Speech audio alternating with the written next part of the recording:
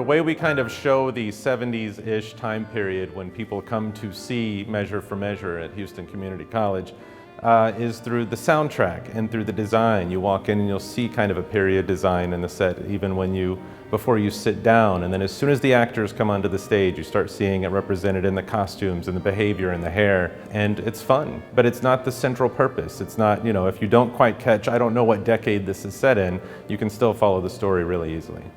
James Thomas, our award-winning set designer, designed the floor and the backgrounds and the whole thing.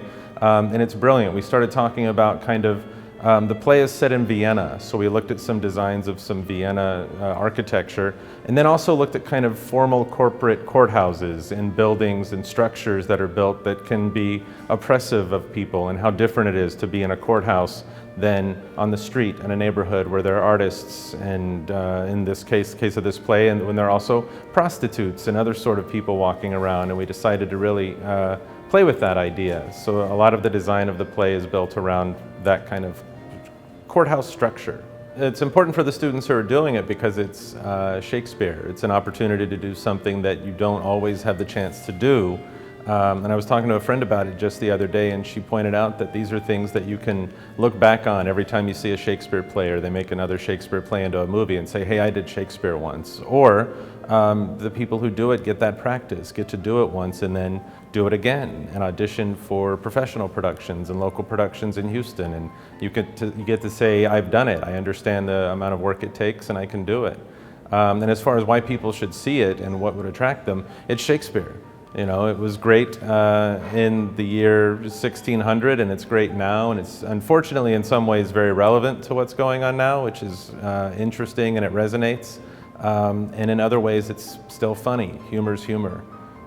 So, people should come see it. This is actually my first Shakespearean play, and the interesting part about it is when you look at the Elizabethan English, when you look at even the King James period in which this play was written, it's important to look at the lexicon. It's important to look at the writings. What do they say about this? What are the different interpretations? Taking an academic approach to looking at what scholars have said about this writing. It's also putting yourself in a completely different world, because the English in which we speak is not the English that they spoke then, and you have to prepare yourself to really lose time during the day to understand what you're doing, what is being said. You may read it one time and it may sound one way, but when you read it again and you look at the lexicons, you look at any other documentation, it'll be completely different.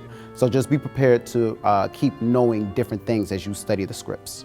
Well, it was a very challenging process. It was probably the hardest play I've ever had to do in my life, but it was a challenge that I was excited for and that I feel like I did a good job accomplishing and overcoming it. From first day not being pronounced half the words that were on that book to now almost poetically saying them. It's very nice to see my growth in it. So last year I was able to be an assistant stage manager, and then this year I took to the stage and became an actor. And I think that experience helped me because I knew pretty much what was happening while I wasn't around, per se. So I was able to kind of empathize with our stage management, and I was able to be like, oh, I'm not gonna give you a hard time because I get what's happening. So that really helped, and also just knowing all the tricks of the trade is so important, and that needs to be talked about more.